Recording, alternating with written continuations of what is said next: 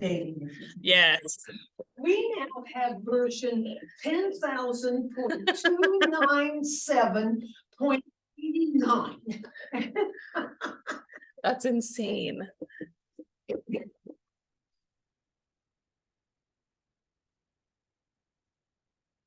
Hi, Andrea.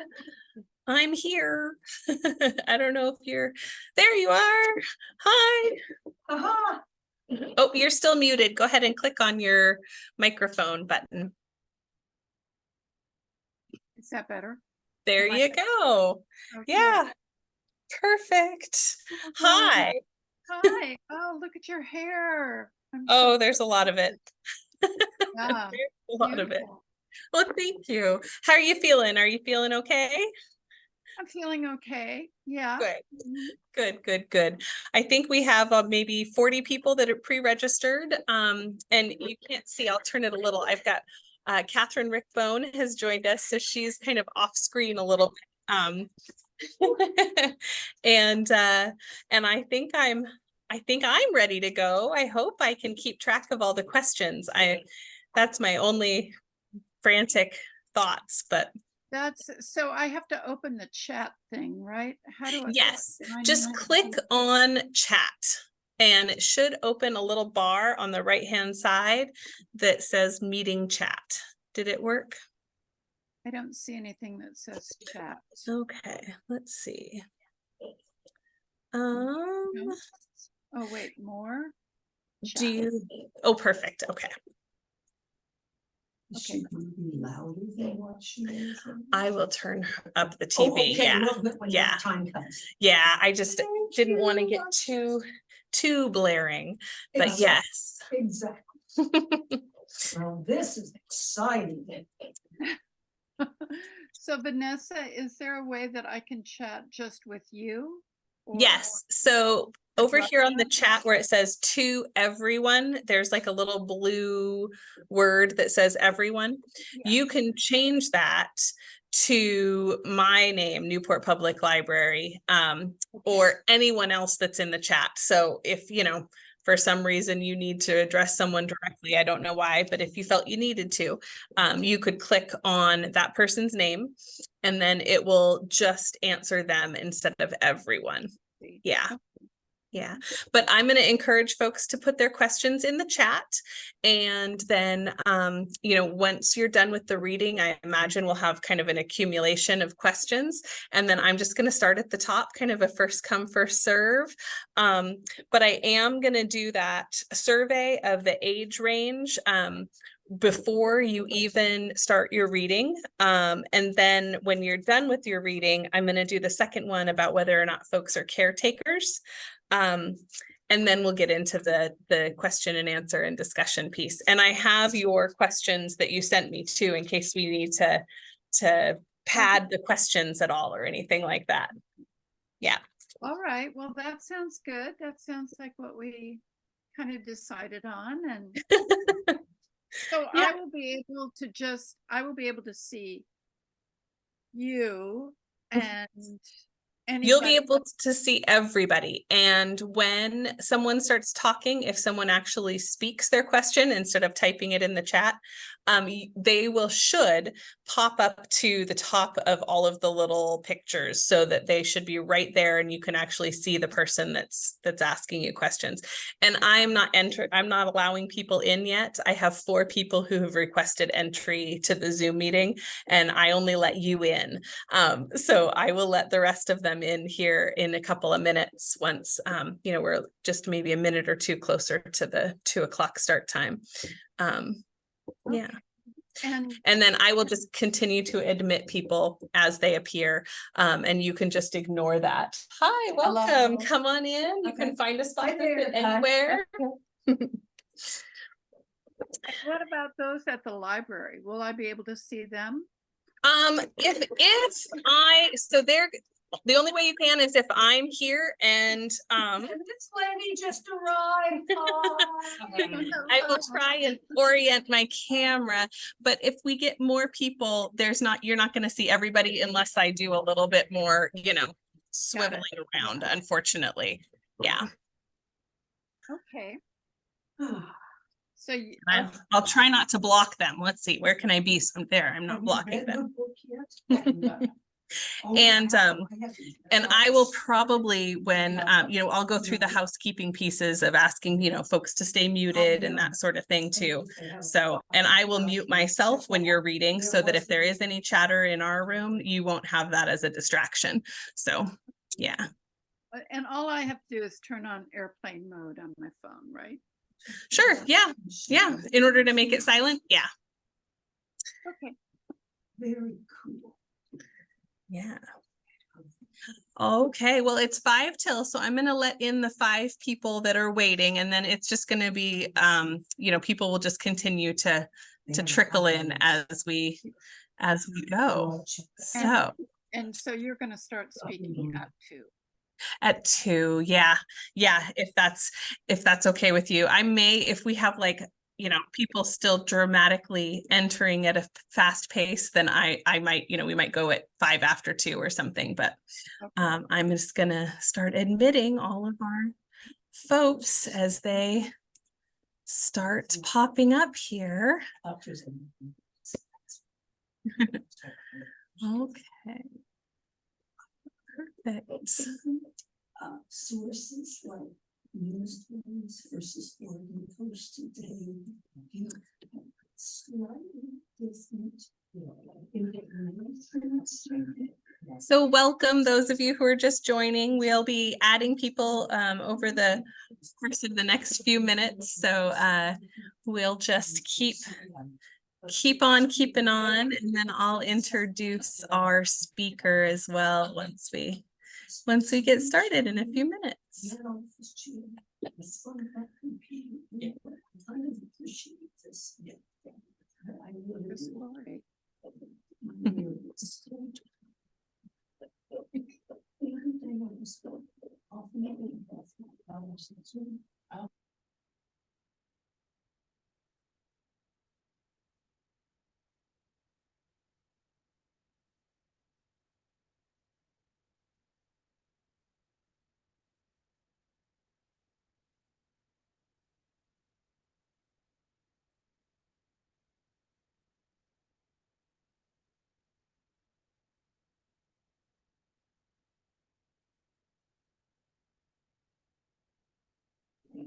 I see some familiar faces. Hi, Carol.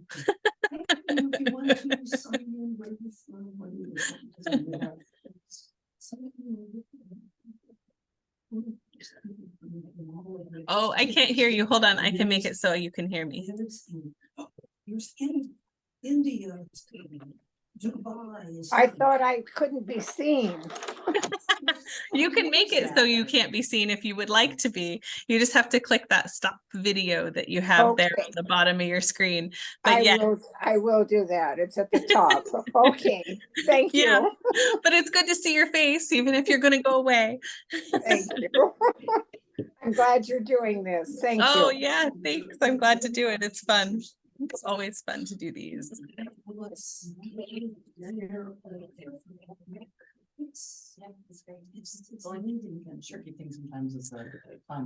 I know we had quite a few people signed up, and I've only got, let's see, 9 folks here so far. So we'll see. And you said what, you had 40 would sign up? Yeah. Mhm. Man, oh man, well, maybe they're gonna start.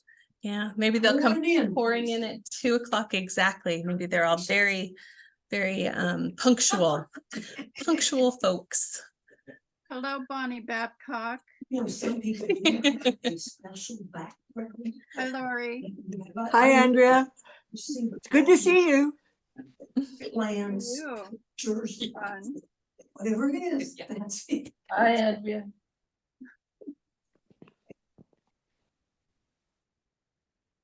All right, well, it's just a minute or 2 before we're going to get started. Oh, yeah, see there, we got somebody else.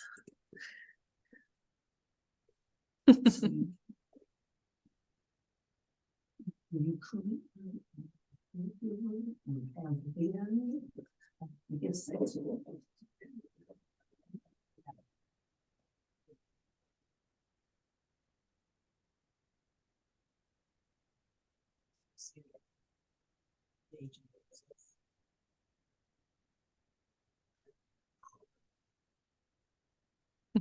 like suddenly you'll be.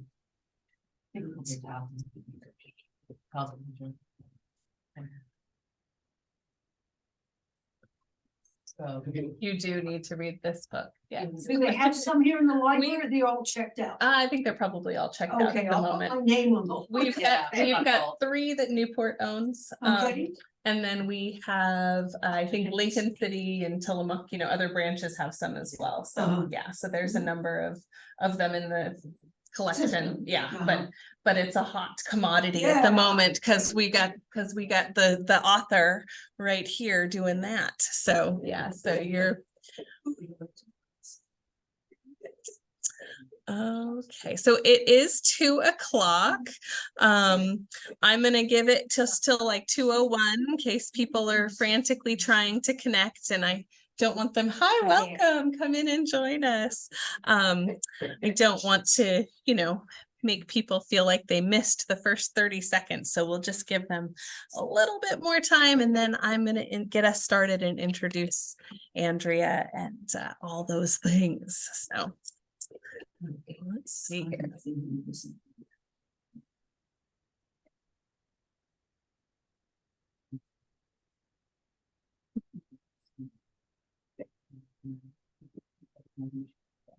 Welcome. Glad you're here. Oh yeah, whenever you need to leave, just go ahead. Oh, gotcha. No, we all have lives. We understand. Yeah. And I am going to turn up the TV here in a minute to make sure that you guys can hear everything. Good. All right. So I think we should get started. So I'm going to address my room really quickly before I address everybody here. So room. Oh, I'm sorry, Willow. Okay, welcome. I just wanted to let you guys know that I'm going to be unmuted for a lot of the event so that I can help with questions and answers. Okay. And it will pick up what you have to say, which is okay, but it can be kind of hard for other folks to hear if there is chatter going on.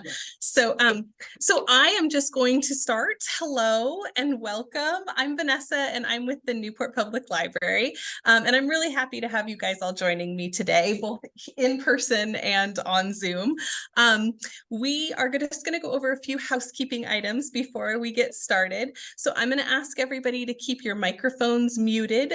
You should be muted right now, and you all have already, and I appreciate that. And we're going to be doing some discussion and some questions, and I'm going to encourage you guys to try and type your questions into the chat.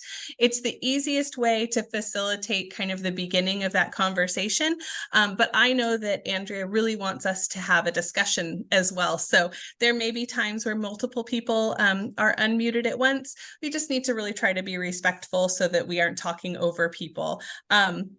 There is also a little emoji of a raised hand that you can click on, and that will help me see that you have a question that you couldn't type into the chat, and that's quite all right. So if you have a question and you want to raise your little emoji hand, I will add you to my list, but I'm going to ask that you don't unmute yourself until I've called upon you.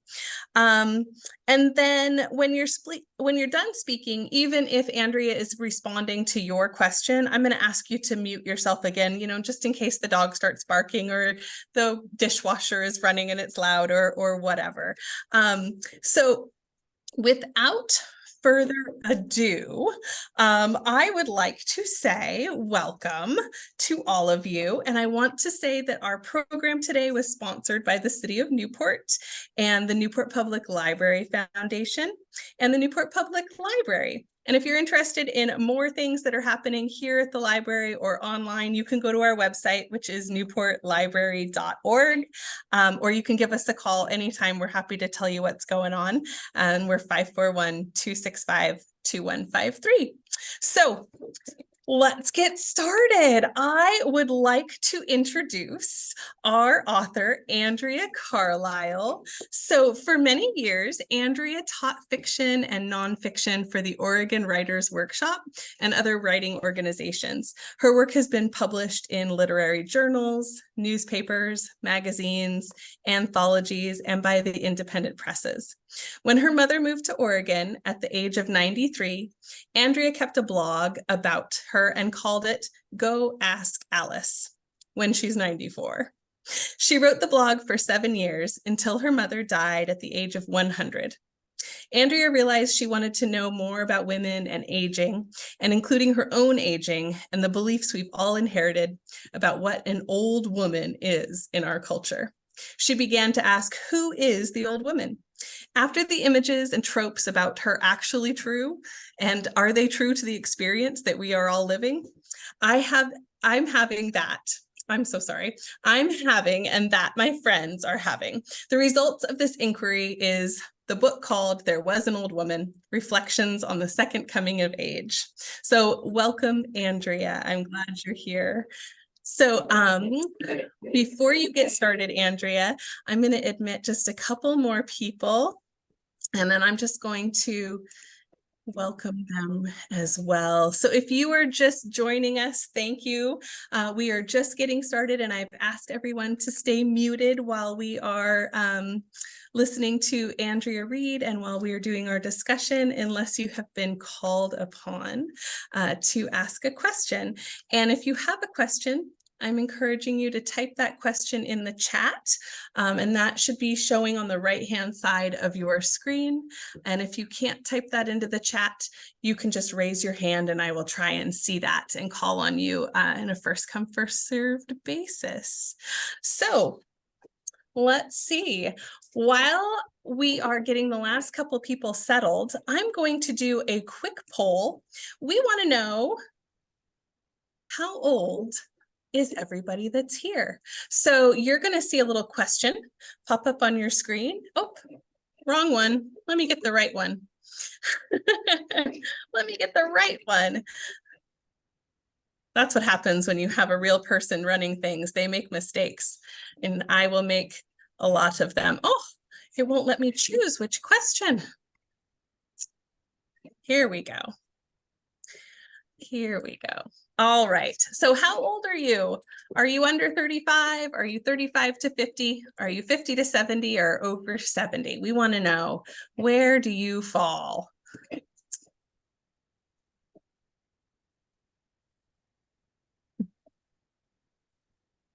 think that's working. Are you guys seeing a question pop up on your screen? You're not?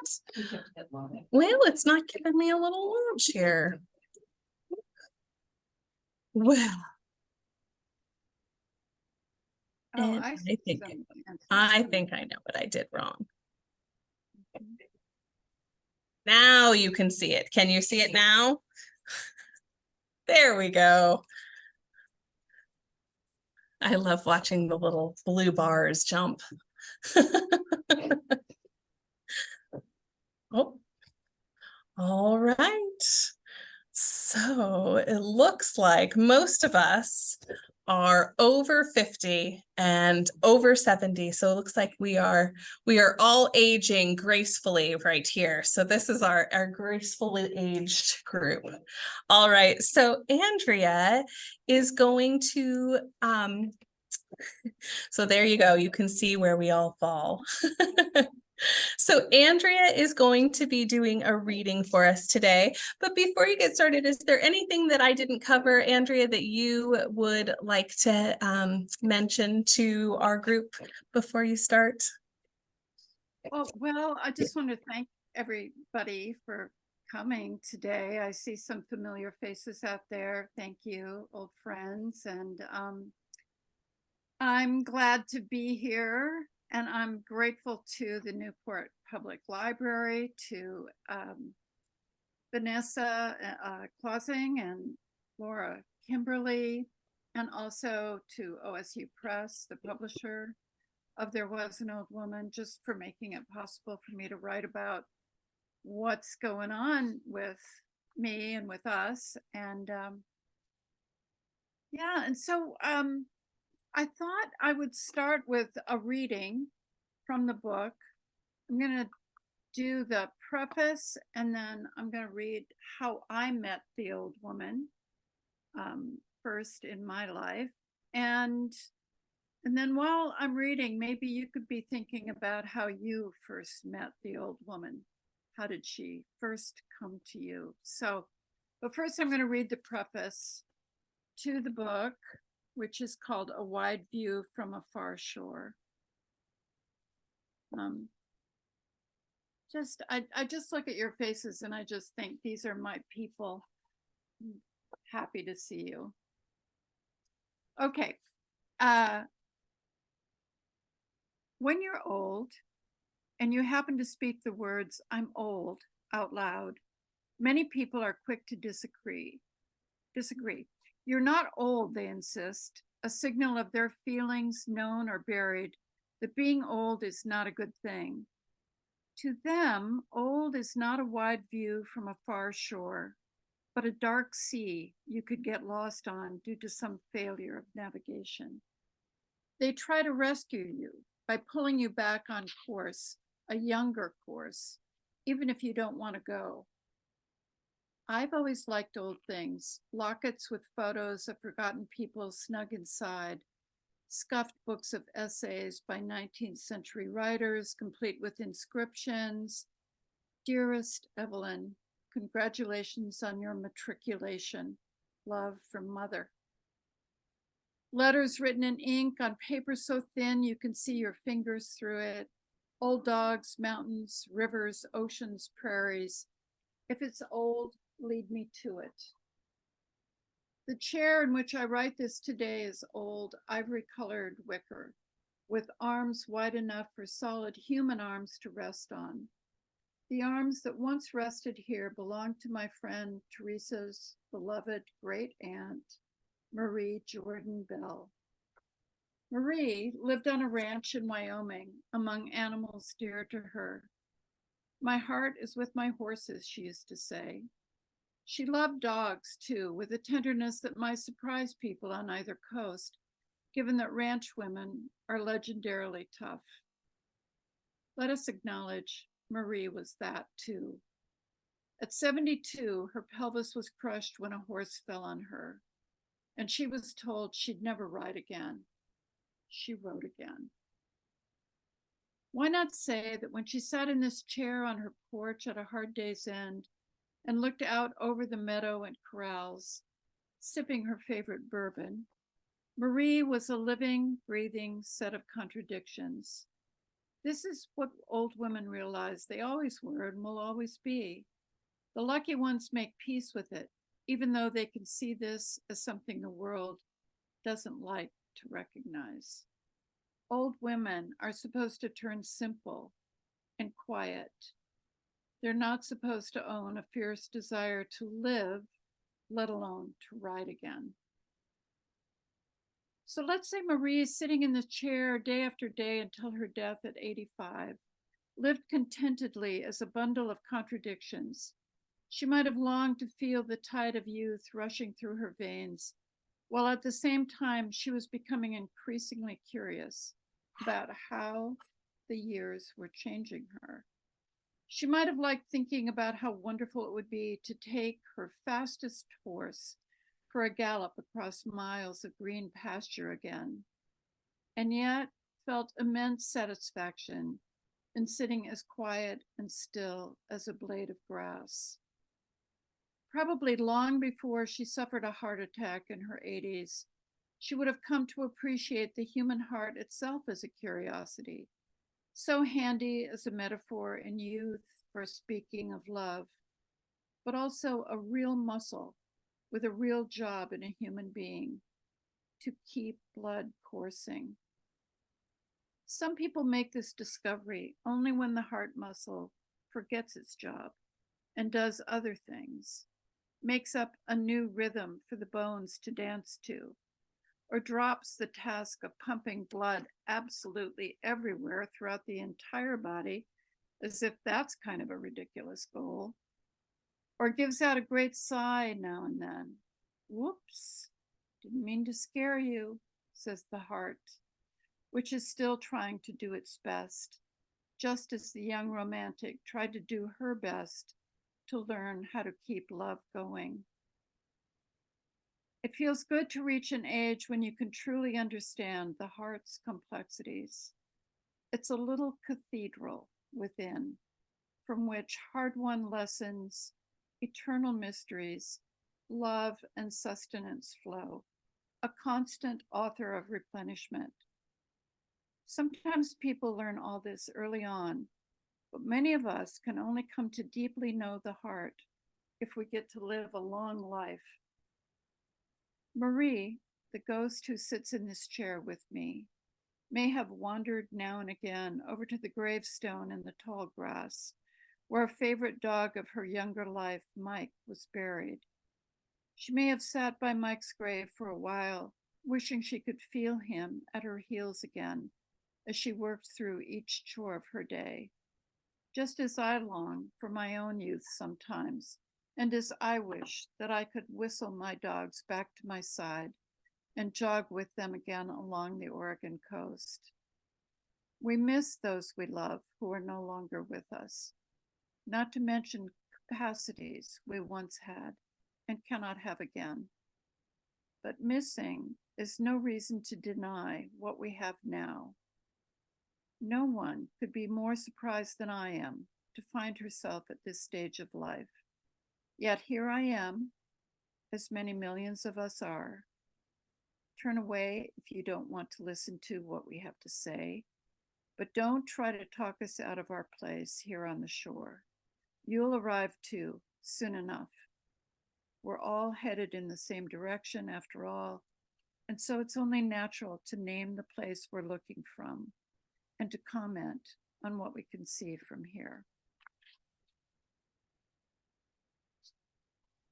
So that was the preface, and now I have to get some water here.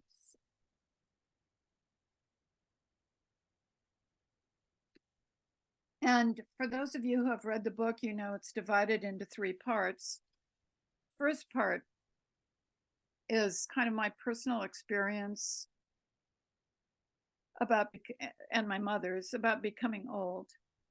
The middle section is called There Was an Old Woman.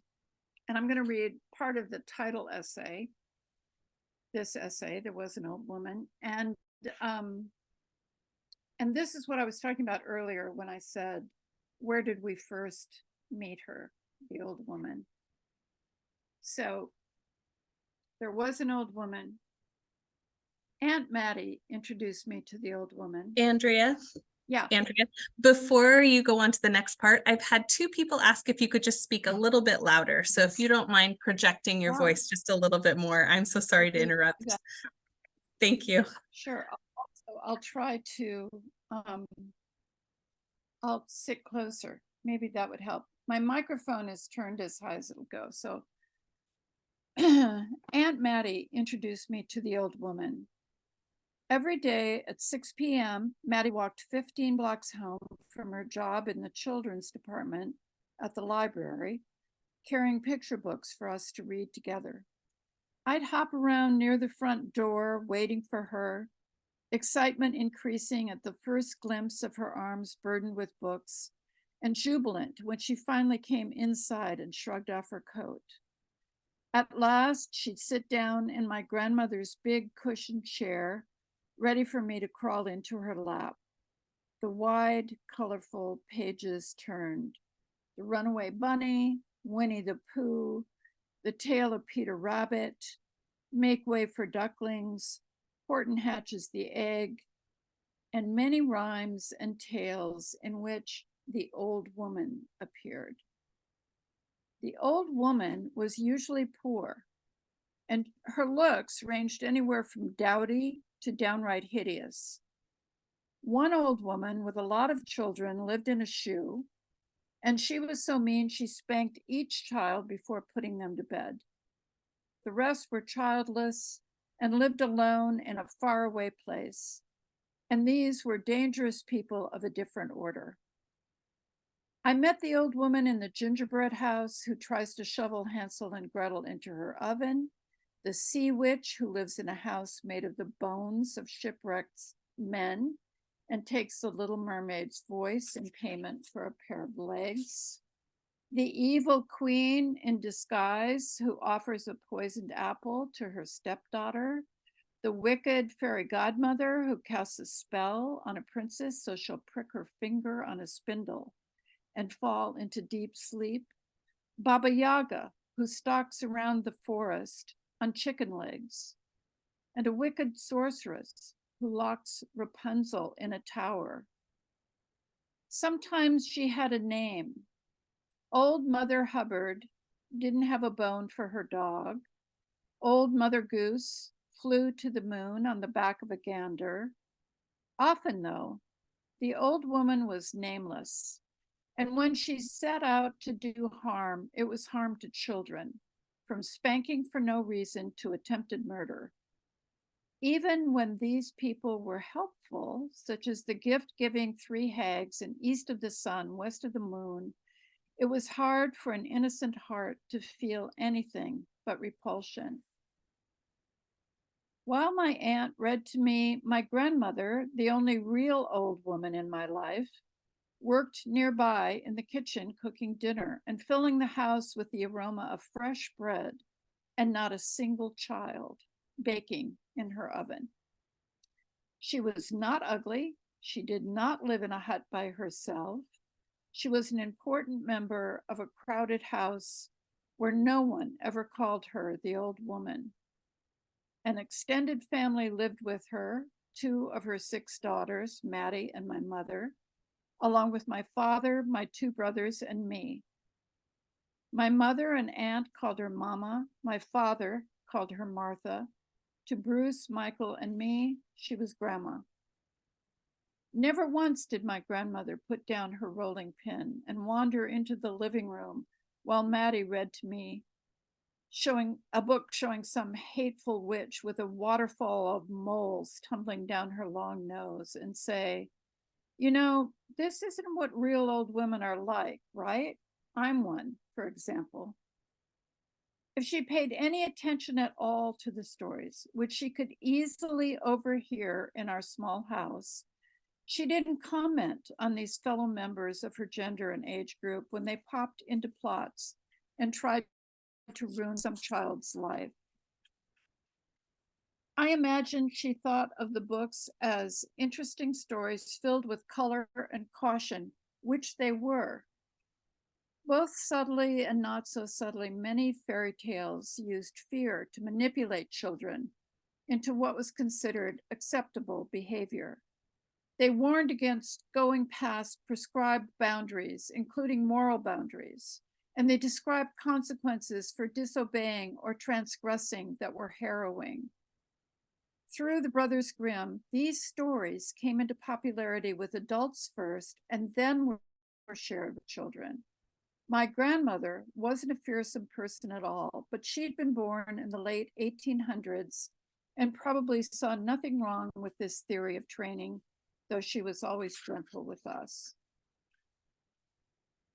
Even though I knew she was old, I didn't ever think of my grandmother as remotely like the old woman I met in the books.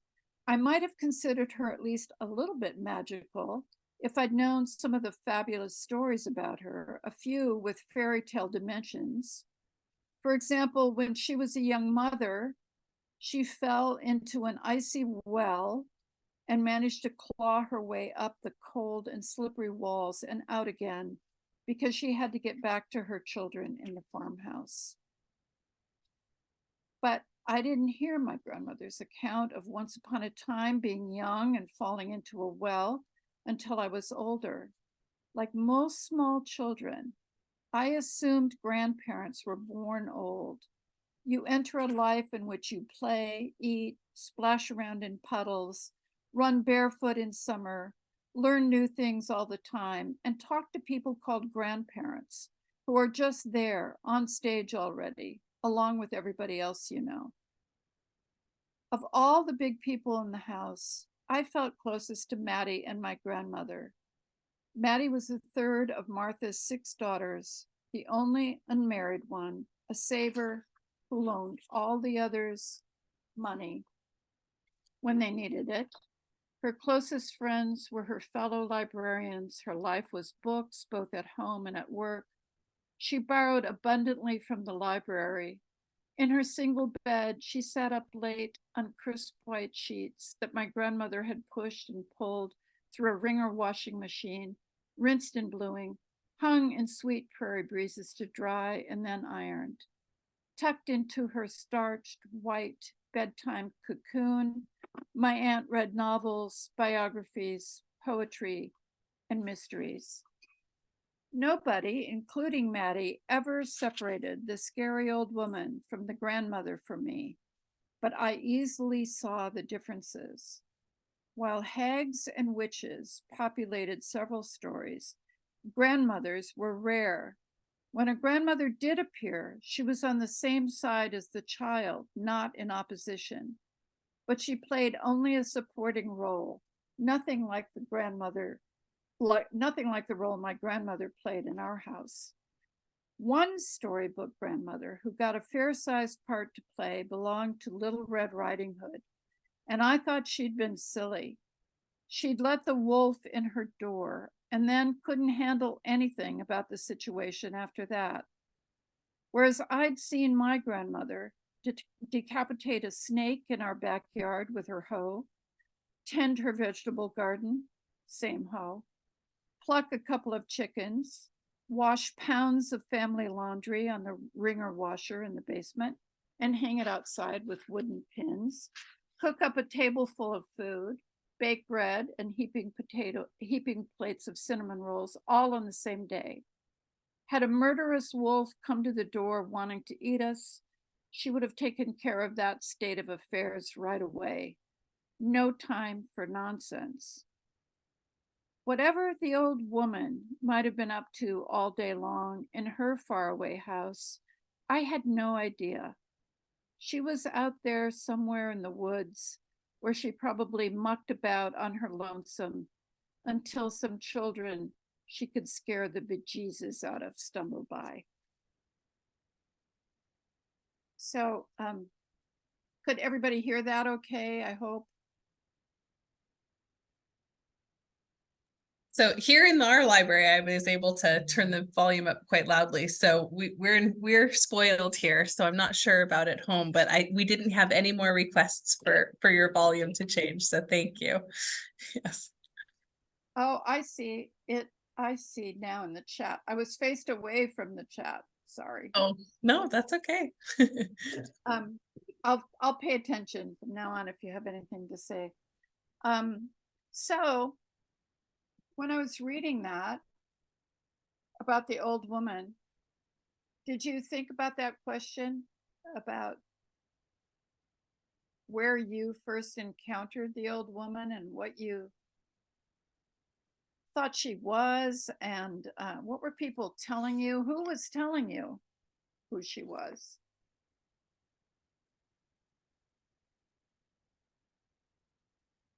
Yes. If you would like to chime in, so I see Lindsay had just raised her hand. So Lindsay, if you'd like to say something, you just unmute, go right ahead. Okay, thank you. Hi, Andrea. Hi, I think I was very fortunate in that one of my first memories of meeting the old woman was actually when I was about 24. I'm now 65. And I was working in a nursing home, but I took a group of people, residents, to a talk given by Maggie Kuhn. And Maggie Kuhn was an anti-ageism, anti-age discrimination activist way back then. And she was on a tour. And she was just such an adamant person that older people should not be excluded from working. She had been laid off or fired from her job, made to retire, I believe. And that was just such a awakening moment for me to see a militant older person that was taking a strong stand. Thank you. Does anybody else want to share? Oh, I see Deborah. Deborah, would you like to share? I spent the first couple years of my life living with my grandmother, my mother, and my great grandmother. And I remember my great grandmother was very old because I was helping her and bringing her things.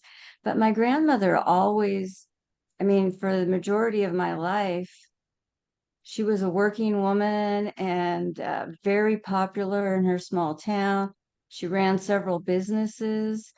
So in fact, I don't think she actually retired until she was in her 70s. Um, so I guess I was really shocked when you were reading the stories. And I know those stories are true because I know those stories, but I never thought of them as impacting the women that I actually knew. Mhm. And what do you think now? Do you think that stories that children are read when they're younger, where an old woman appears in some crazy outfit, or looking hideous, or being mean or something, did you meet any of those when you were younger, and do you think now that they affect the way children relate to older people? I think my experience was more like yours in that I didn't associate the idea of those people with the women that I knew. And as a grandmother now, I don't think my grandkids do either. Uh-huh. Yeah, I Okay. think they think of grandmother as kind of generous and loving. That's my The hope grandmother, anyway. yeah, the Yeah. grandmother, it seems to me the way the grandmother is represented, she's always on the side of the child, almost always in every storybook. She's on the child's side, whereas the old woman is often a witch or some figure who is dangerous to the child. And I just want to say that the person who just spoke about uh, now I've completely lost her name, and I know that name. Who is the Gray Panther? Lindsay, who is Maggie Kuhn. Maggie Kuhn? Yeah. So the person who just spoke about her is Lindsay McDevitt, who I mention in the book, and her blog, her website is about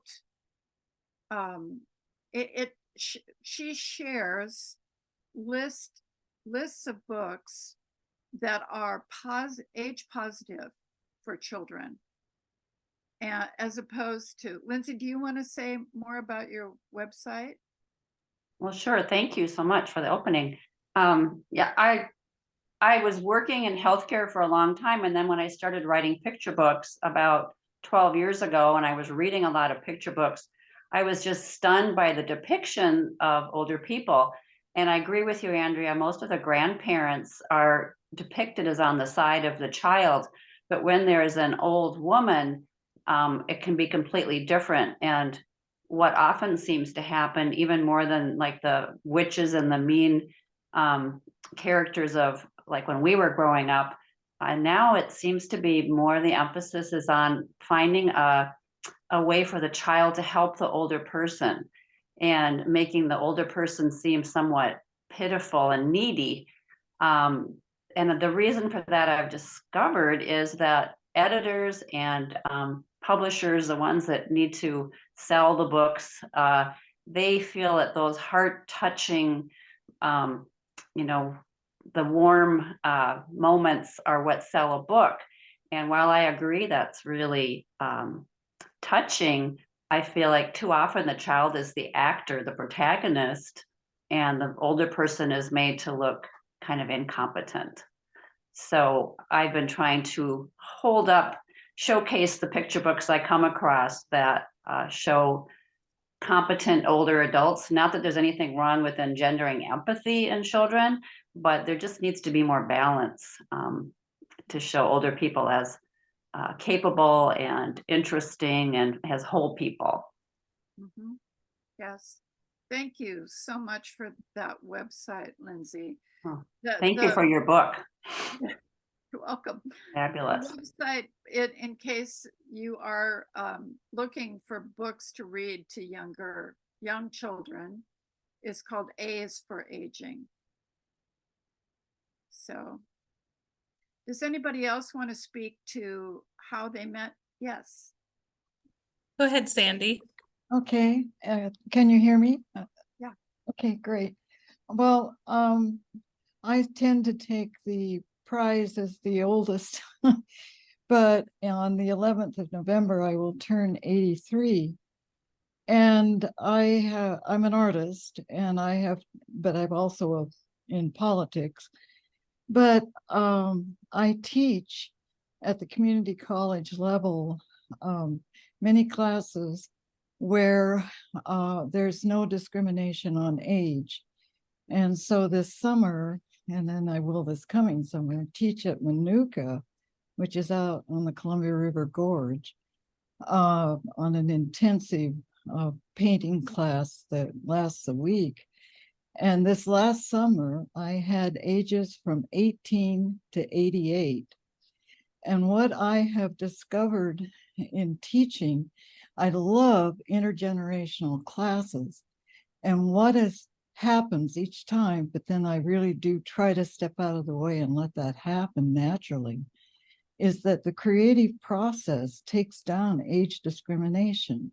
So by the end of the week, you have the 18-year-old talking to the older person where everybody was sort of in their own little camp and genuinely sharing ideas about the process, about what they had to say. And I guess I every time that happens, I just feel very hopeful. Great. That's so great. Yeah. So the next time you're teaching this is at Manuka, did you say? Yes, Okay. yeah, it's the creative Great. arts community at Manuka. Yes. Yeah. Or do you know Judy Tufo? Oh, of course. I have some of her pots and cups. I love her. I do too. Oh. Did anyone else want to speak on when they first met the old woman in picture books, or maybe how they think that affects children when they're reading picture books, or maybe how it affects the reader too? I know as a parent reading some of those books, I have strong opinions about the characters, and when my son was very little, used to read my own words into stories to change them up a little bit, to remove some of those bias. And I'm sure my son will be very disappointed when he pulls out some of those favorite books and realizes that they are not at all what he thought they were. Good trick.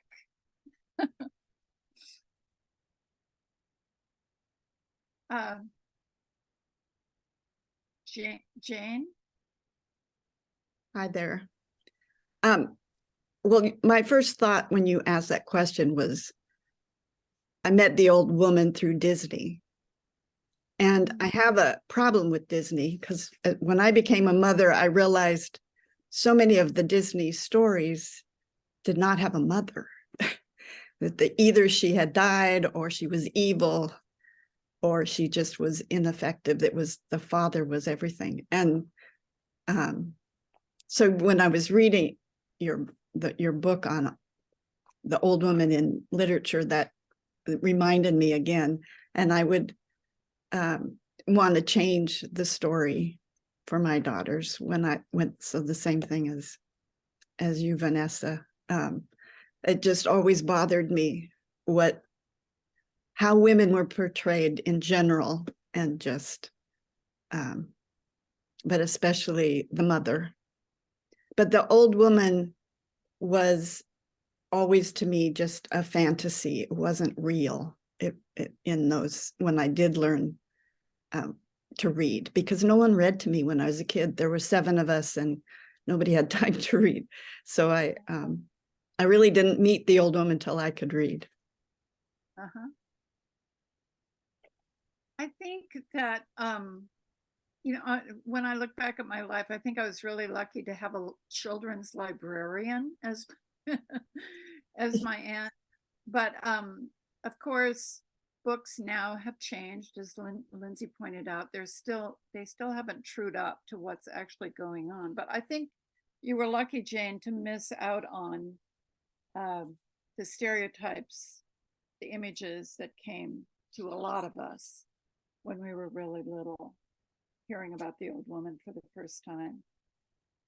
And she is distinct from real women. She is not to be found anywhere, just like the witch is not, she shows up as the witch, but and I know people now call themselves witches and practice what they call the magic of witchcraft and so on. But there is no such thing. Come on, there's no such thing as a witch. That was something that was made up to actually oppress poor old women and some men a long time ago. And many thousands of people were put to death because of that belief. And the old woman being associated with the witch has not turned out well for a lot of us. So.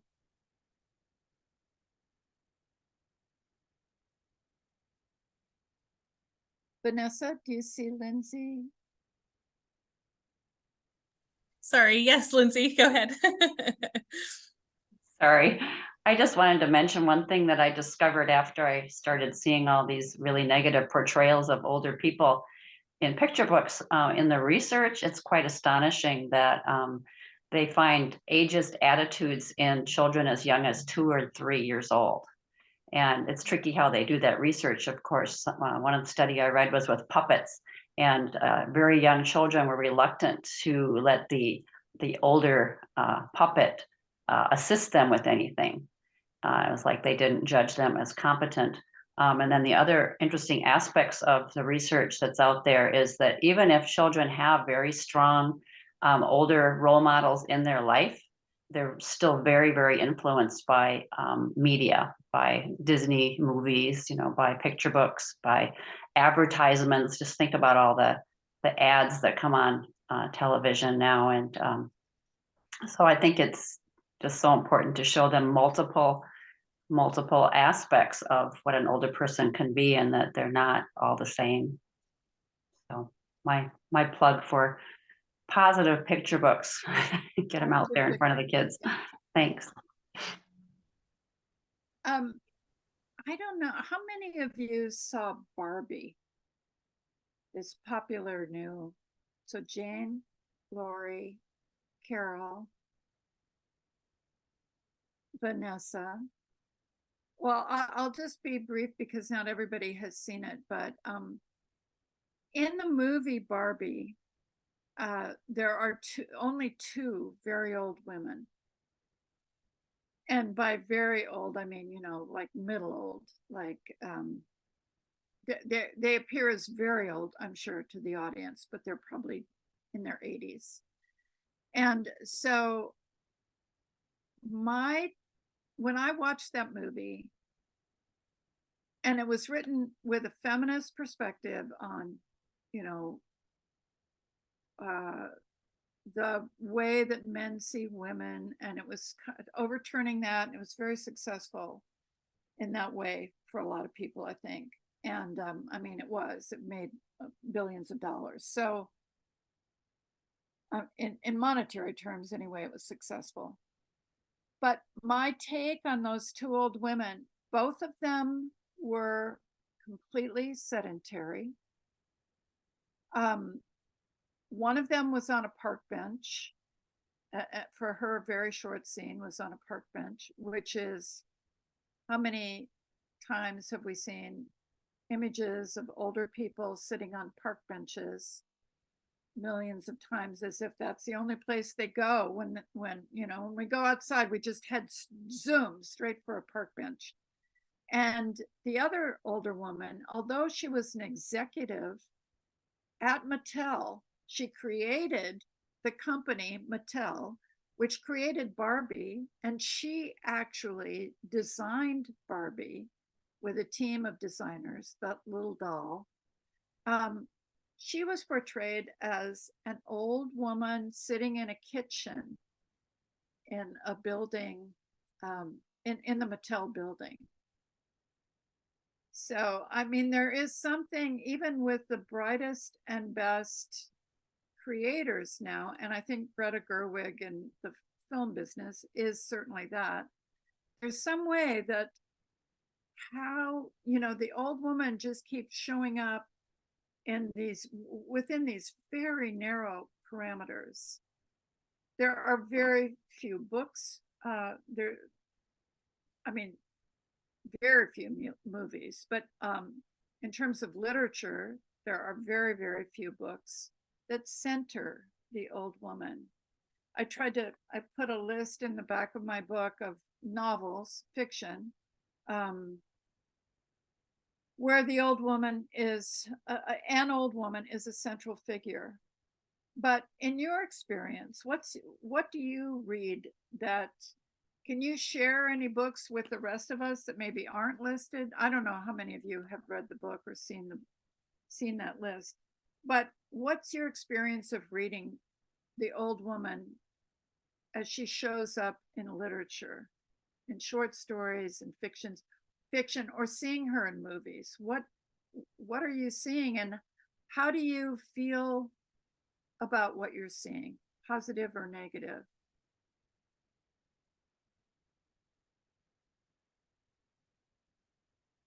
Anybody want to speak to that? Well, I will get us started just since I see people are kind of still mulling that over. So I feel very passionate that there is an attempt to kind of vilify not just older women, but single women, right? Women who don't marry and, have children and follow this very straight path from high school to the church to the birthing bed, and that's very upsetting to me, and I feel like it really sets an image for young people, but also for adults as well, right? Like logically, we know whether we are successful or not is not measured by whether we are married or have children. But I think that a lot of media and a lot of books are very indoctrinating into and biased, yes. In order to try and get everybody in this conformist world. And I find that very upsetting because I think that the majority of people don't fit into a traditional box, but the expectation is that if you are successful, you need to, grind off your rough edges and fall inside that square box. So I get very upset about the perspective that we get to see of women, whether they're young or old, but just that they have less value if they are not part of a really cis heteronormal lifestyle. That's my 2 cents. That's a good 2 cents. Oh, Lindsay, did you have your hand up? I was actually applauding, but I can certainly give my 2 cents worth if nobody wants. I don't know, I've kind of gotten into nonfiction, like in my later years. I'm drawn more and more away from novels. I don't know why. And maybe that's somewhat a frustration that I start reading novels and I get frustrated that I don't like how the characters are portrayed. There seem to be so many types that are just repeated.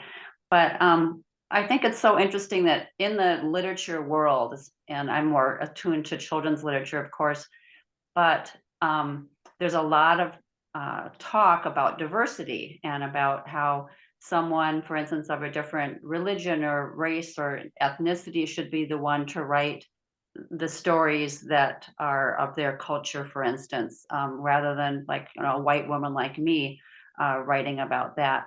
But and I support that completely. But it's so interesting that you can be young and have very little life experience, and you can write about older people. And what happens is typically those young writers reach for those same stereotypes that they're being exposed to in so many other ways. And so often you'll see, I think, with an older character, even in a novel, that they have, you know, had a stroke or Parkinson's disease or dementia. Dementia is just, you know, there's really a very small percentage of older adults with dementia, but they make it sound like it's inevitable that if you reach a certain age, that you'll have all these problems. So Yeah.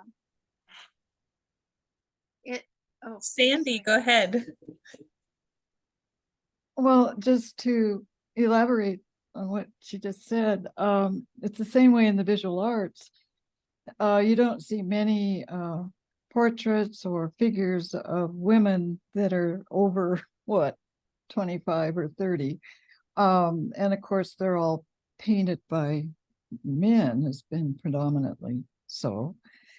And to get the woman's voice about aging, it's only, I think, there's a book that is just, it's a book on art history, an English writer woman who has taken the history of art and featured only women artists throughout. And again, time and time, when a woman will paint, and especially if they are of that age, there's a real sensitivity and difference between, say, a man doing that portraiture of a woman. I've always been the hag, the, you know, diminished in crowd scenes. I'm thinking of, and I love him as a painter, Daumier.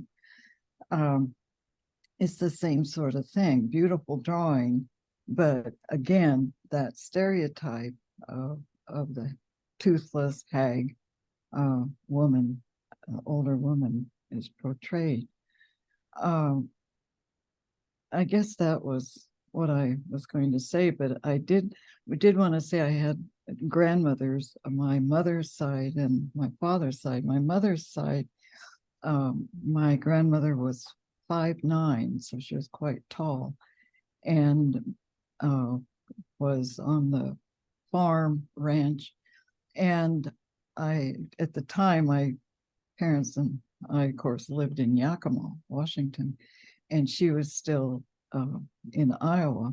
She came to visit, and my sisters and I couldn't wait for her to come because she had to have been in her 70s at that time, and she was still roller skating. And so that's where the old, you know, clip-on skates. And so they couldn't wait. And she did everything with them out there playing, you know, actively, and did the whole thing. She was, could do anything she put her mind to. And my other grandmother, who was also very much was incapacitated with glaucoma and a stroke. So I remember her being frail, but this beautiful person. And what I remember about her are her hands and the softness and beautifulness of just touching and feeling that her and talking with her and listening. So very different takes on older women that were very positive in their way for me. mm-hmm. And that very negative take on the older woman in art. One of the chapters in the book is called "The Old Woman in Time." I don't know if you saw that, Sandy, but that is when I first started thinking, well, when did this when did these images of the old woman as hag, as witch, as, you know, kind of disgusting, how far back does this go? And so I actually, just a second, I'll show you. So here's this book. Maybe you can't see it. It's called The Long History of Old Age. And this is the book that I just pored over when I was looking for images of the old woman as, you know, in history. And that idea of her as diminished, ugly, not, as Lindsay was saying, you know, not fully with it, not capable. There's just image after image after image in this book. And then information about, of course, what happened. There are essays in the book too, written by various artists and art historians who are talking about what happened to old people in 14th, 15th, 16th century, and how the witch emerged out of those years, and how badly both men and women were treated when they got older, how they just fell through the cracks in terms of being taken care of and respected by other people. So, yes, hi. Shannon, I think that was you. Go ahead.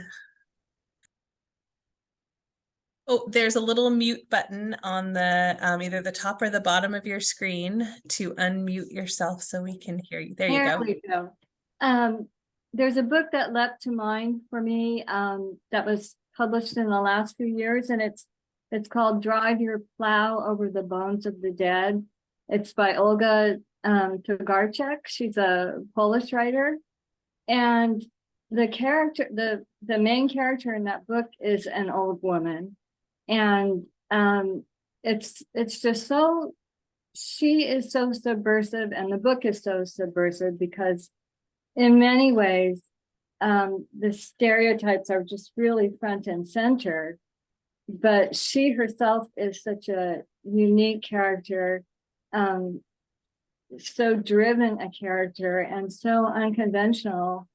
And yet at one point in the book she also is quite vulnerable. But I just thought it was a very original book, and I wouldn't say inspiring, but it was just so very real and kind of well, it takes place in a remote area, and there are a lot of men. It's dominated by men, and there's this one woman who she just meets the struggle head on, and like I say, subverts it. It's just very clever, wonderful book. So it changed my thinking a lot to meet someone like that, you know, even in fiction. Yeah. I love that book. I really love it. It's so for those of you who are interested in reading a really good book, it's part mystery, it's a social, it's, you know, about what you were saying, and the characters are so interesting, especially the main character.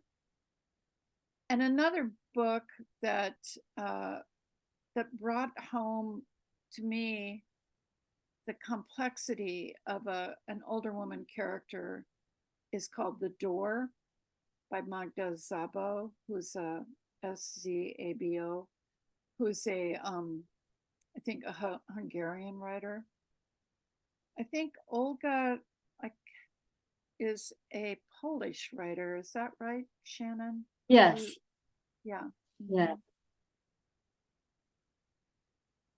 Yeah. Are there any other characters from books or movies that you want us to meet, the rest of us to meet, and so we're not constantly faced with these negative images? I have three for you. One is The Rose Code. And I know a lot of, it's a very popular, it's by, is it Kate Morton? I didn't have it all written down for you guys. Come into the library and I'll help you get what you want. But The Rose Code has an older woman who you hear about her work during World War II as a spy, but the main portion of the story, she is an older woman who's helping a younger woman kind of solve some mysteries that are left over and haunting from World War II. So that's the Rose Code. And then there was the Shell Seekers, and that has a really great main character who kind of runs circles around this young man who she hires to help her in the garden and help her clean out the attic and do some things. She does pass away, but she has such an impact on his life before she does. And then I can't remember if it was Before We Were Yours or Before You Were Ours. And it's about children being stolen and sold into orphanages, which is based on a true story in the 1930s. And one of the main characters is one of the children that was stolen, but she is a grandmother and she has tracked down the rest of her family, and she goes in secret and meets with them on a consistent basis. And the rest of her family kind of actually stalks her to figure out what is she doing and where is she going. And then, her whole life history kind of comes to light towards the end of that story. So those are a few that have, I thought, really powerful and dynamic older women that are the main characters in their stories. So can I say something? So something that I think is helping, at least on the screen, is Helen Mirren. The actor and some of the roles that she depicts. Do I need to come closer to be heard? No, we can hear you. I can hear Okay, you. Helen Mirren. Helen Mirren, I agree. Yes. Yeah. Just about anything she's in. Yeah. I saw Lindsay's hand go up. Lindsay, did you want to give us a book suggestion as well? I see Bonnie had her hand up before me. Oh, sorry. Well, just something for fun. The Thursday Murder Club has some pretty cool older people in it, men and women. And they are so fun. They're funny, and also it's a series, right? Right. There are 4 of them now. Yeah. Oh So, my gosh, there's 4 of them. Yeah. I've read 2. Okay. Yeah, something fun. Thank you. Okay. I just wanted to mention this book. I just brought it from the library. I have not read it yet. Came out in 2019. It's titled No Stopping Us Now: The Adventures of Older Women in American History. And it's by Gail Collins. I can put it in the chat if you want. Okay, But thank you. yeah, I don't know. It looks good. Yeah. And I see Carol Hall's hand up. So Carol, did you have a book title you wanted to share?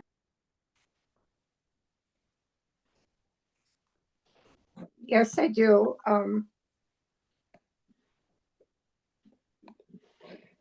Oh, now I have everyone. Anyway, I surpassed the previous person. I'm 86. So anyway, this is nonfiction. For She is the Tree of Life. And it's grandmothers through the eyes of women writers. The editor's last name is hyphenated Kack, K-A-C-K dash Bryce, B-R-I-C-E. So it's For She is the Tree of Life. That's great. Thank you. And then I have another one, Grandmere. It's nonfiction also, a personal history of Eleanor Roosevelt, who is one of my heroes. And it's by David B. Roosevelt. I mean, he gathered the things. Thanks. And then a Brian Lanker, beautiful book, of I Dream a World. That's a beautiful book. Yes. It's portraits of Black women who changed America. Mhm.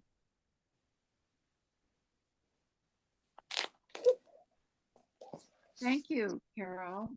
Thanks for Well, those. thank you for doing all this. I just wanted to say that in the back of this book, there was an old woman, which seems to get blurry, and then yeah, in the back of this book, there's a 2.5 page list of novels, and I'm always trying to add to both fiction and nonfiction, just just for myself because I love to read them. But I checked some off that I thought maybe you because you're library people and because you're old women like me, you might like. One is called The Hearing Trumpet by Leonora Carrington. And there's a new book, it's a fairly new book called Fellowship Point, about a couple of Quaker women who are, I don't want to give too much away. They're old, they're friends from the time they were born, practically. And in the story that takes place, they're in their 80s, I think, or 70s. And there's a threat to this place that's been Quaker land for a long time, Fellowship Point. And it's so beautifully written, just really a good book. Let me see if there's something else that I think might appeal.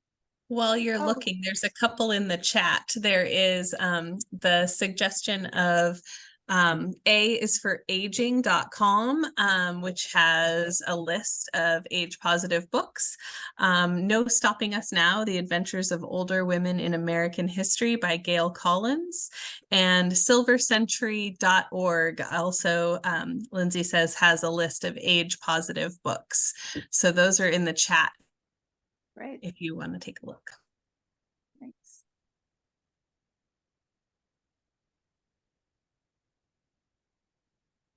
Any other ideas about what we might want to read or watch, or how can we, the question that I kind of wake up with every day is some version of how do I age without shame? How do I age positively? Or positively isn't really the word I'm looking for. It's more like with richness, with awareness that I am misunderstood because I'm an old person. And so being misunderstood kind of goes with the territory. I'm also understood because I have friends who understand me, and there are people who are actually not ageist or working on their ageism. But I just want to live my life because as we know, I mean, these are the final chapters here. So I'm always asking myself, how can I age with richness, with fullness, and feel like my life counts, that it matters to other people. Do any of you think about that, or have any tips for me about how I might enrich my life? How do you go about your lives and enjoy them? And Jane, I see your hand up. Would you like to share with us?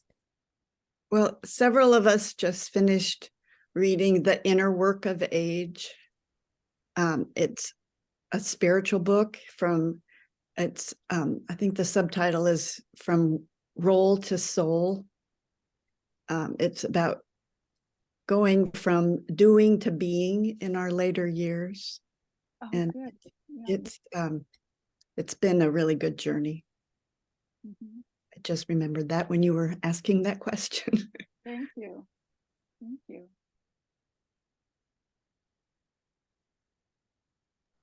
Sorry, Jane, can you repeat this title? That sounds really good. The Inner Work of Age or Aging. I have to go get the book. Now I'm just like, been done with it. This added so much to that book. Okay. But I can't think of the name of the author. Oh, It's, we it's can a do- woman and she's older. But I could go run and look and put it in the chat. Well, in terms of nonfiction, I have a bunch of books just sitting right here on my desk. There's Elderhood, which is written by a doctor, Louise Aronson. There's Learning to be Old, Gender, Culture, and Aging. By who? This is by Margaret Cruikshank.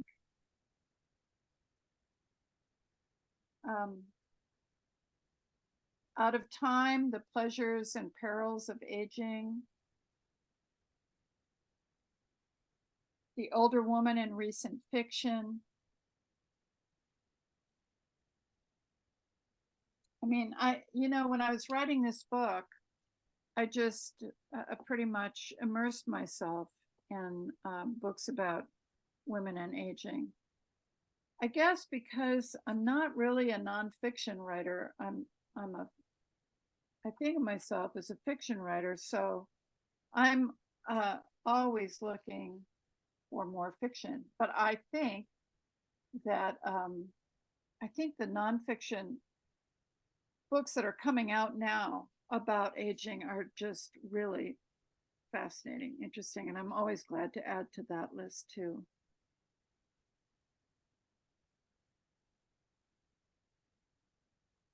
So I think Shannon has a book to share. I saw her scamper away and come back with a book in her hand. Well, the one that Jane was just talking about.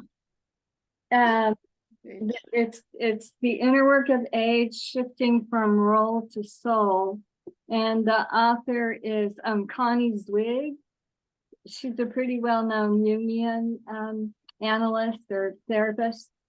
So, but I haven't read it, and now that I heard Jane speak a bit, I'm definitely going to put it up on the list.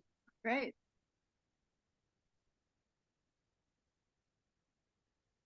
Lindsay, did you have your hand up? I hope I'm not talking too much. You mentioned some of the newer nonfiction, and I just wanted to put in a plug for the new book by Becca Levy, PhD, Yeah. Breaking the Age Code. Yeah.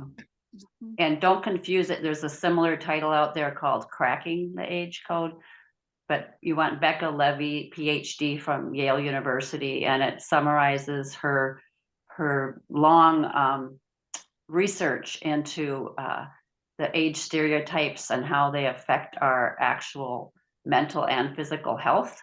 And her research is really well regarded, and it's a very readable book, Breaking the Age Code. And I think what's so striking to me is that we start taking in those stereotypes from very young, and then we have to apply them to ourselves in our older years, and they can affect how you take care of yourself. They're still trying to tease out exactly what happens, but you can live up to 7.5 years longer if you can avoid internalizing the negative age stereotypes, and you can recover better from disability and illness. You can have, there's less dementia and memory loss in people that have more positive images of aging. So it's really powerful. Yeah. I'll put that in the chat too. Yeah, Becca Levy was one of the first people that I started to, I read online articles about her research, and especially into children, and how the negative images, will make them not even ever want to be old. The negative images that they see, that you mentioned earlier, before they're even 3 or 4 years old, they've been fed so much negativity about aging. They don't want to be old people ever. So that's pretty revealing about how ageism can sink into our personas and just, you know, kind of ruin our later years. So we don't want that to happen. We are opposed to that. Oh, Catherine. Oh, sorry. I am actually supposed to step back and let Vanessa call on people, but Catherine. Can I say, I have two things I wanted to say. I have not seen the movie Barbie, but my husband and I watch a lot of detective shows on these cold, rainy nights. Yeah. And just it's very interesting watching them because, like Vera, there are really smart ladies who boss the men around and they figure things out way ahead of anybody else, and they are older. And so that's really good. And the other thing, I really liked what Sandy said about the intergenerational art class and how the creative expression, how it crosses all age lines. And it would seem to me, knowing the stories like what you said, Andrea, about the grandmother pulling herself, climbing out of the well, a frozen well, if there could be a forum in the libraries or small classroom settings where people who are older could come and for the express purpose of having younger children ask them, tell a really interesting but scary story that you really learned something from.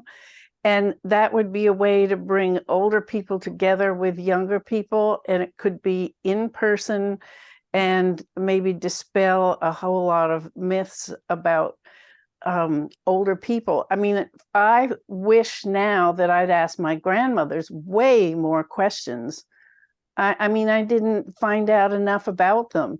And I'm hoping now with my grandchildren that I can encourage them to ask us questions and that are funny stories or scary stories, or when were you the most embarrassed, or what was the biggest mistake you ever made, or, you know, just pick out topics like that. And I mean, at Nesco Valley School in Nesco, we have something called Gather Round, and that would be the perfect kind of place for just sort of a 15-minute interaction like that. So Andrea, I encourage you to do something like that with younger students because you'd be great at it. Okay, that's all I have to say. Thank you.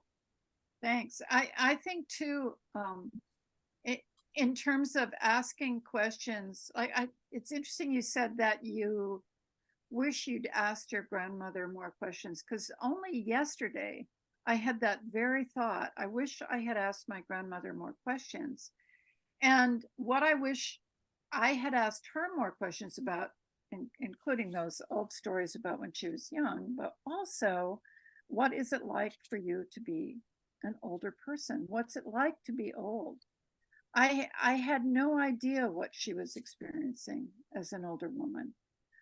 And, you know, and she probably thought I wasn't interested, or I don't know what she thought, because I couldn't even formulate that question in my mind. Like, what are you, you know, what's your life like? How do you feel right now? How are you feeling? What are your plans for today? Because I think that the current life is every bit as important. Our current lives are every bit as important as the past, especially to children. I want them to know what this is like in a real way. So thanks for that, Catherine. Carol, I see you have your hand up. Go right ahead. Yeah, I think that the blogging you did about your mother, Andrea, was really great. And that was kind of a first-hand thing, I would think, for you, about how somebody was aging and how they were feeling. I just think that was a wonderful addition for our lives. Thank you. So everyone, this is Carol Berg, who I went to high school with, and we are still friends to this day. And thank you, Carol. Thanks for being here. Mhm. And thank you for that comment. The writing about my mother as she was aging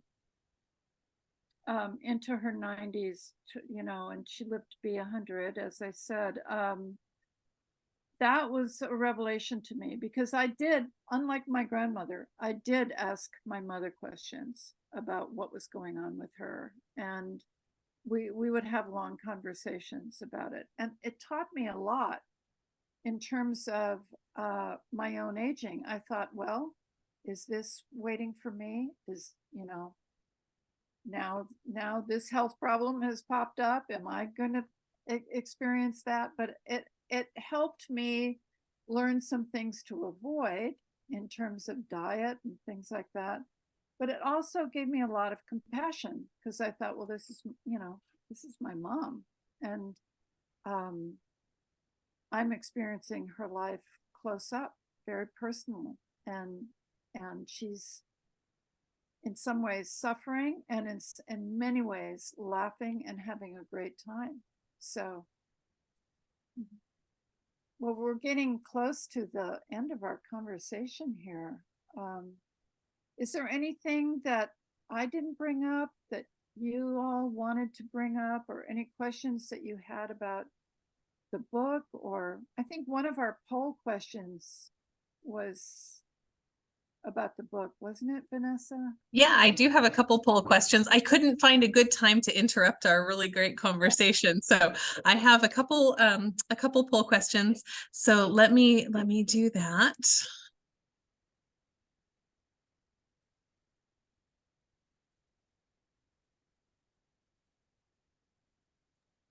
So this one is, are you a caretaker?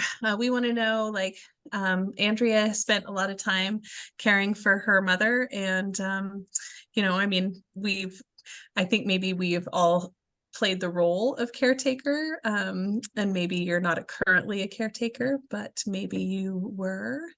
Oh, but it looks like most people that have answered so far are saying no, they are not caretakers. Okay. Are you just implying right now, or has someone been in the past that they could say yes to? Andrea, what do you think? Could they be a caretaker in the past or just currently? Just currently is what I was thinking. Yeah. I bet a lot of us have been caretakers in the past. I would argue that most women are caretakers every day of their lives, but that would be so.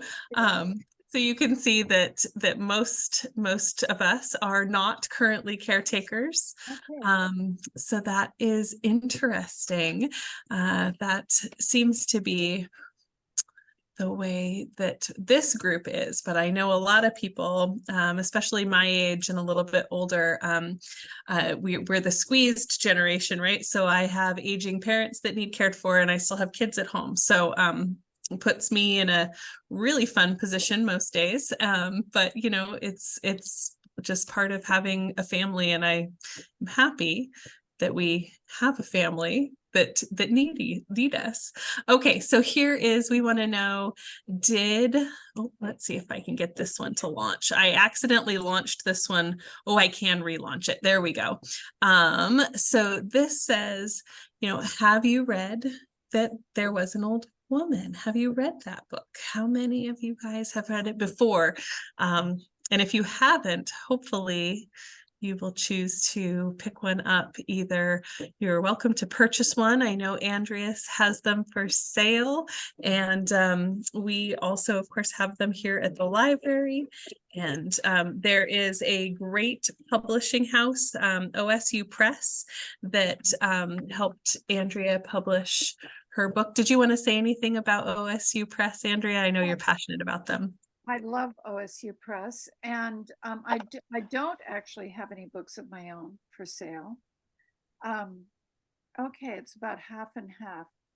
Well, but you can get the book at your bookstore, any bookstore. You just need to ask them to order it, and they'll look it up and do that. But the reason I wanted to know whether you'd read it or not is whether you might have any questions. We're wrapping it up here. Did you have any questions about the book itself or anything that you wanted to know about something you read in the book or wondered about?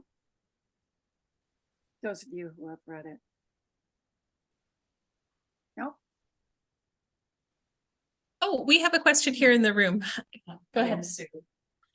Hi, can everyone hear me? Can you Yeah. hear Sue? Okay. Okay.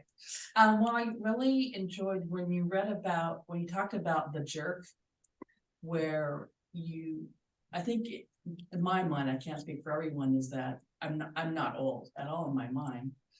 And the first time that I kind of felt that experience was I was working at as a reporter for a weekly newspaper, and I think I was 25. And so I went to the local high school. I was interviewing a student there, and I walked into the library. And so one of the librarians asked me what class I taught. And so that was the first time I thought I was going to be confused for a student. And I went, oh, I'm older. And so there's this the world tells you you're not a certain age.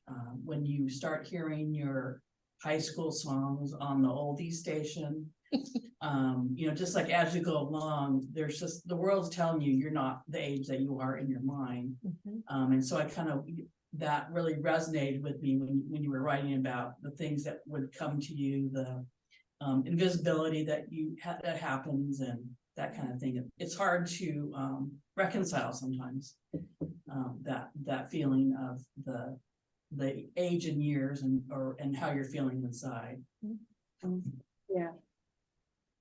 It is. I was talking to some women in a book club the other day, and two of them at different points during our conversation, both of whom had just recently turned 80. I think one was 80 and one was 82, but their birthdays were recent. And both of them said, I'm old, but I don't feel old until something reminds me that I'm old. And I think that's probably true for most of us, right? I mean, we're just being ourselves, being in the world. And then something like you're pointing out, something comes along and says, remember now, this is where you are in life. It's for me, and I hope it is for you, for me, it's turning out to be a really good place to be. I'm glad I read all of these books on aging. I'm glad I had my mother. I'm glad I could talk to her friends. It's just been a fascinating time.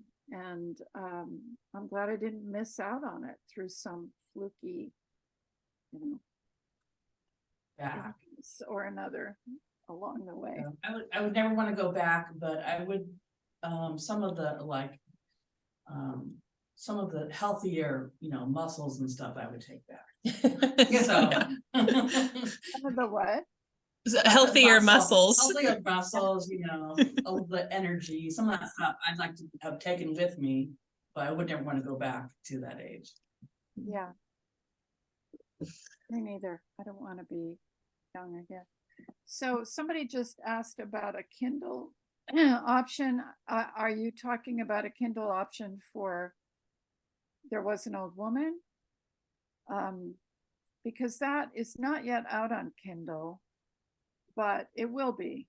It's I don't know how that works in the publishing world. They have the paperback out for a while, and then at some date determined by some committee, I think they say, okay, now we're going to go to Kindle. I think they have to make sure that the book is making itself felt.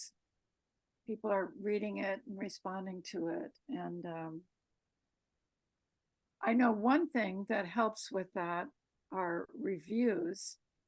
So if you ever feel moved, if you have read the book and you feel moved to write a review on Amazon, the devil, I know, but that's the only place where a lot of people look.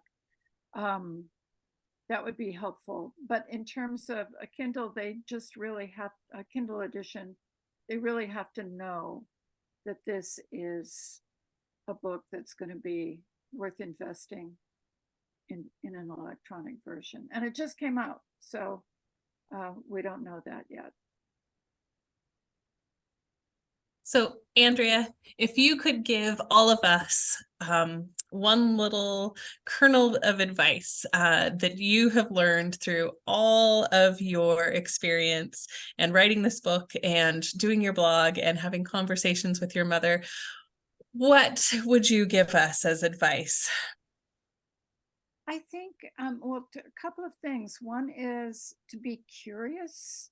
I mean, that's the whole driver for writing the book for me, was my own curiosity about what was happening with my mom and what was happening with me in terms of aging. To be curious about it and want to explore it and understand it and share about it. And that's the other thing, is to participate in a conversation about aging that disrupts the status quo, the stuff that, you know, has been piled onto us and everybody else about what aging is that isn't true, to disrupt that and challenge it and meet it with your own experience. And so many of the things that you've said here today, you know, say those things to younger people, older people, your partners, your friends. Keep a conversation going so that we can transform how we feel about our own aging and how others perceive aging, so they're not so afraid of it. So, yeah. That's what I'd say. That's what I'd say if I could say something to all of you. Well, thank you for saying that. And thank you, Andrea, very much for sharing all of your wisdom with us, sharing your book, your experiences. I think we all really thoroughly enjoyed this this talk that we were able to have with you today. Thank you guys all for joining us. I really appreciate it. But our time has come to an end. So I would love to invite you all to, if you haven't read the book, pop into the library or give us a call. We're happy to put you on the list. They are all currently checked out, so it's a hold request at this point, and that just speaks to its popularity. So thank you very much, and you guys have a wonderful rest of your Saturday. Thank you. Thanks. Thank you. Vanessa. Thanks, everybody. Bye. Thank you. Bye. Bye. Thank you. Well, that was interesting.